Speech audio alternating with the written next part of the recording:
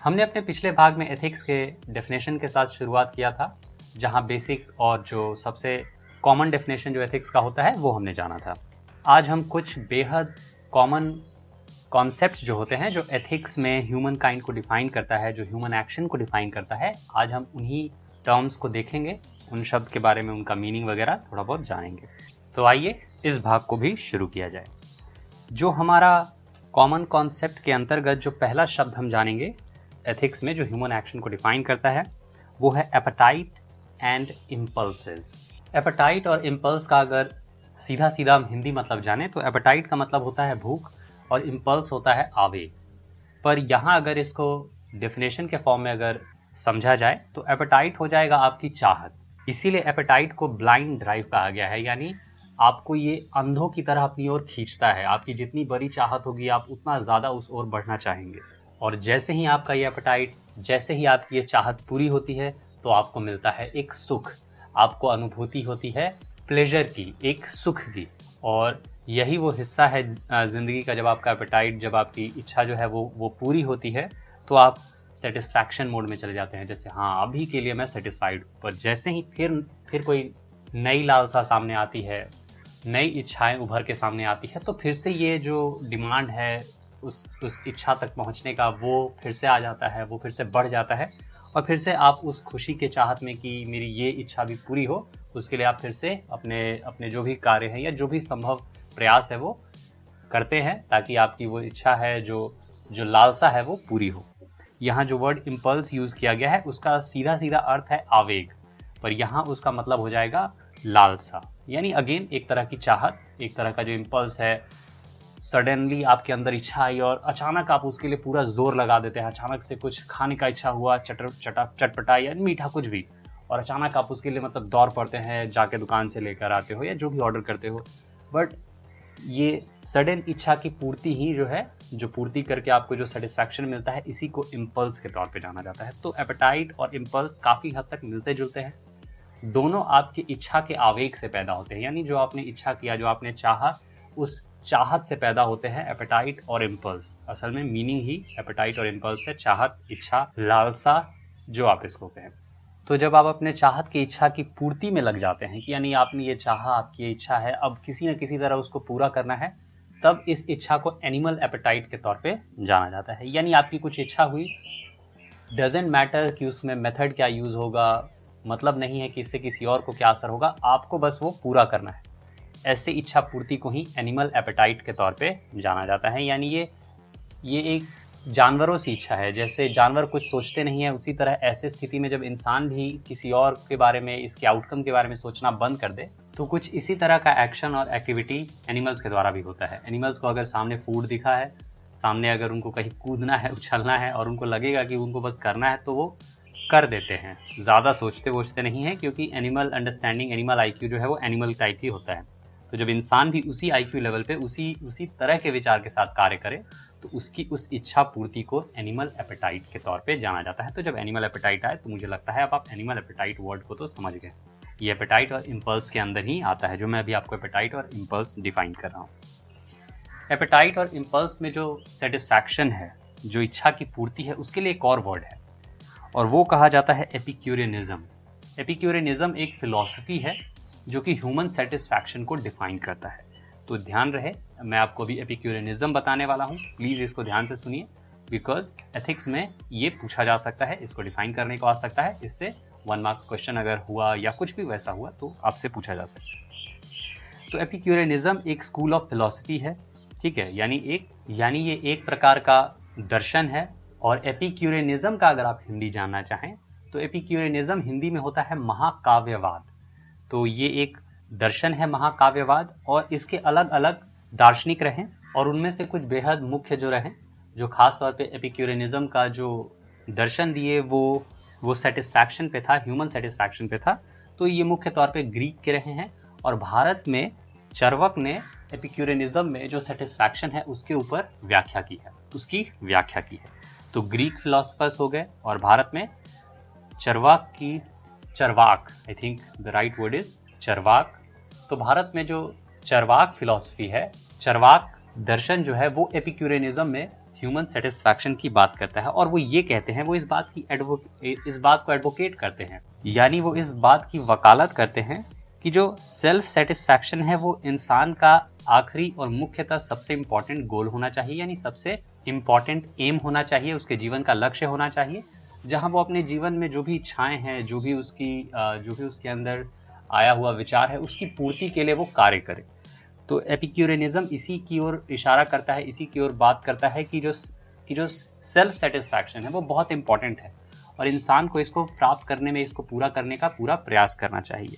पर इसी जगह एपिक्यूरियनिज्म जो है वो अलग हो जाता है, यानी महाकाव्यवाद जो है वो थोड़ा अलग स्टैंड लेता है और प्रॉपर स्टैंड लेता है कि जो सेटिस्फैक्शन है ये तो प्राप्त करने का प्रयास होना ही चाहिए, पर इसको पाने का जो मेथड है वो एथिकल होना चाहिए, यानी जो सही रास्ता है, जो समाज में एक्सेप्टेड मैनर्स हैं, जो समाज में एक्सेप्टेड तरीके हैं, उन्हीं के माध्यम से अपने सेल्फ सेटिस्फैक्शन को पूरा करने का प्रयास होना चाहिए और अपने सेल्फ सेटिस्फैक्शन को उन्हीं तरीकों से पूरा किया भी जाना चाहिए। तो ये एपिक्यूरियनिज्म जो है वो इस बात की पुष्टि करता है कि जो आपका सेल्फ सेटिस्फैक्शन है वो आपका अल्टीमेट गोल तो होना ही चाहिए, पर उसकी पूर्ति के दौरान आपको ध्यान रखना है कि आप एथिकल मीन्स, जो समाज का जो एथिकल ढांचा है उसको फॉलो करते हुए आपको अपने सेटिस्फैक्शन तक पहुंचना है। तो यानी आखिरकार हमें फाइनली जो इस एपिक्यूरियनिज्म की आइडियोलॉजी से समझ में आता है वो ये समझ में आता है कि जो भी आपका कंडक्ट है, जो भी आपका एक्टिविटी है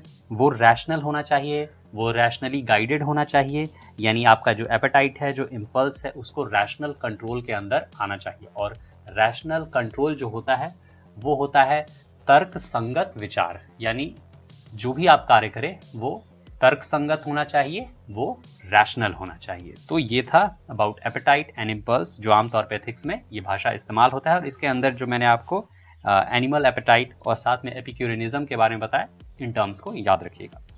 हमारा अगला जो टर्म है वो है गुड। गुड हर रोज के लाइफ में यूज करते हैं, गुड गुड गुड गुड।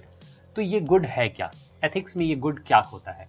ये गुड आमतौर पे इसका सीधा सीधा अर्थ है अच्छा, जो अच्छा है वो गुड है। जब हम बात करते हैं एथिक्स में कि ये गुड क्या है, तो एथिक्स में ये गुड एक फंडामेंटल आइडिया हो जाता है। सही है, जो अच्छा है वो गुड है। तो एथिक्स का ये एक बेहद फंडामेंटल आइडिया है। एथिक्स का मतलब ये होता है कि जो उचित है, जो समाज में सही है, वो कार्य आप करते हैं, जो एथिकल है, यानी जो कार्य नैतिक है वो आप करते हैं, जो नैतिक तौर पे सही हो, ऐसे कार्य को ही एथिकल वर्क के अंदर या एथिकल जॉब्स के अंदर हम जानते हैं। तो इसके अंदर जो शब्द है वो है गुड, और गुड एक फंडामेंटल आइडिया है एथिक्स का। तो अगेन हम उसी को चाहते हैं या उसी ऑब्जेक्ट की ओर अपनी इच्छा जताते हैं जो गुड हो, पर ये good is matter of debate. What is good for me may not be good for you, यानी जो मेरे लिए अच्छा है हो सकता है आपके लिए वो अच्छा ना हो। तो ये जो गुड है एथिक्स में, जो गुड है, ये भी अंडर बहुत सा प्रेशर है, अंडर बहुत प्रेशर है बेचारा ये गुड भी, क्योंकि मैं गुड किसी और तरीके से डिफाइन करता हूँ, आप जो गुड है वो किसी और तरीके से डिफाइन करते हैं। आपके लिए जो अच्छा है वो आप बोलेंगे ये है मेरे लिए अच्छा, हम जो बताना चाहेंगे, मैं जो बताना चाहूंगा वो अपने हिसाब से शायद बताऊं कि नहीं, वो आप जो शायद कर रहे हैं वो गलत है और मेरे हिसाब से ये गुड है और आपको ऐसा करना चाहिए। तो good is always a subject of debate. पर आमतौर पे हम किसी भी चीज का जो सिलेक्शन करते हैं अपने जीवन में वो गुड और बैड के हिसाब से ही करते हैं। हम अपने जीवन में बैड का सिलेक्शन बिल्कुल नहीं करते हैं। हम जो चाहते हैं कि everything is good good good. Even negative peoples, wrong peoples, criminals, everyone look at their objectivity, everyone looks at their objective as good. जो भी उनका ऑब्जेक्टिव है, जो भी उनका अंत है, उसको वो गुड के तौर पे ही देखते हैं और उसी की ओर वो बढ़ते हैं। उनके हिसाब से वो गुड होता है। Again good is a subject of debate. तो ये था बेसिक एक फंडामेंटल आइडिया गुड के ऊपर। तो गुड एक डिबेट का सब्जेक्ट है कि क्या अच्छा है, इसको डिबेट किया जा सकता है इंसान के हिसाब से। हमारा अगला जो शब्द है, गुड हो गया, अगले शब्द पे बढ़ते हैं। अगला जो शब्द है वो है विश, यानी इच्छाएं। और इच्छाओं को डिफाइन ही किया जाता है आपकी वो चाहते जिनकी ओर आप बढ़ना चाहते हैं, जिनको आप पाने की इच्छा रखते हैं। तो विश, इच्छा या चाहत, इसी की ओर इंसान आगे बढ़ता है, इसी के लिए वो सारे एक्टिविटीज करता है। जब वो कोई चीज इच्छा करता है तो पहले उसको एक गुड या बैड के ऊपर चेक करता है कि मेरे हिसाब से ये गुड है या बैड है या सिर्फ इच्छा है। उसके बाद वो अपनी इच्छा की ओर कितनी तीव्रता से बढ़ता है, कितना जोर लगाता है उसके लिए, ये डिपेंड करता है अगेन उसके एपेटाइट और इम्पल्स पे। यानी वो जो इच्छा है उसकी ओर उसका एपेटाइट, उसका इम्पल्स कितना स्ट्रांग है। तो उसने देखा कि पहले ये गुड है, बैड है, उसके बाद उसका इम्पल्स उसमें एक्टिव हो जाता है।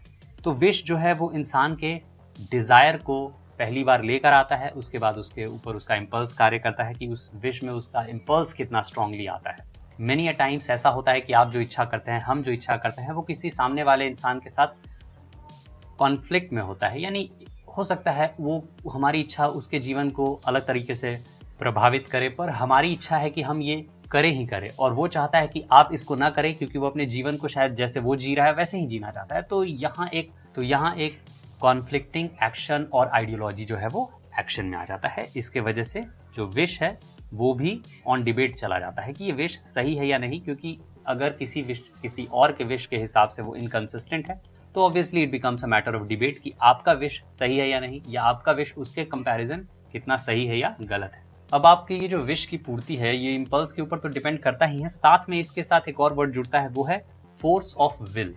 यानी आपकी इस इच्छा के पीछे आप जो फोर्स लगा रहे हैं वो कितना है, जो एफर्ट आप लगाओगे वो कितना है।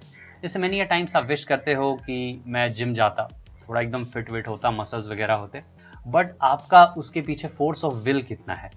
हाँ, आज सोच लिया जाऊंगा कल, फिर कल हुआ अरे नहीं कल से जाऊंगा, तो इस तरह का जो फोर्स ऑफ विल है वो यहाँ बहुत वीक दिखता है।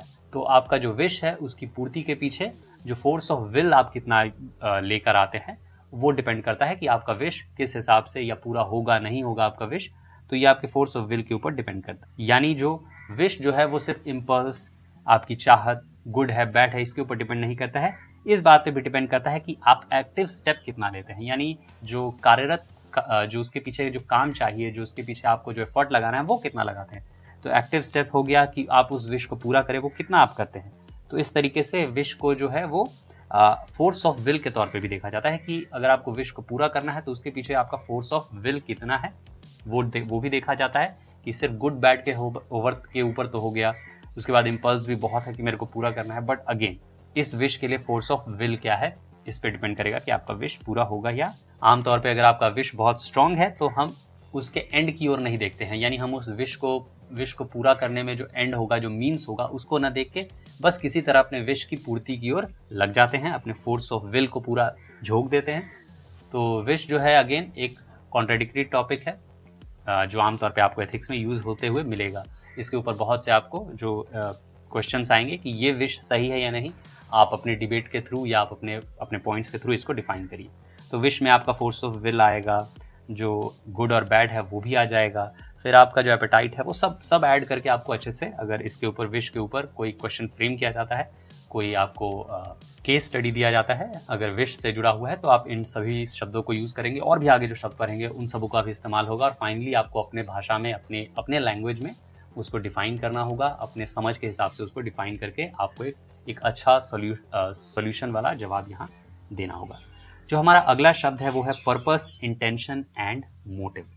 यानी एथिक्स में आमतौर पे आपका क्या पर्पस है किसी कार्य को करने के पीछे, उस कार्य के पीछे आपका इंटेंशन क्या था और मोटिव क्या था।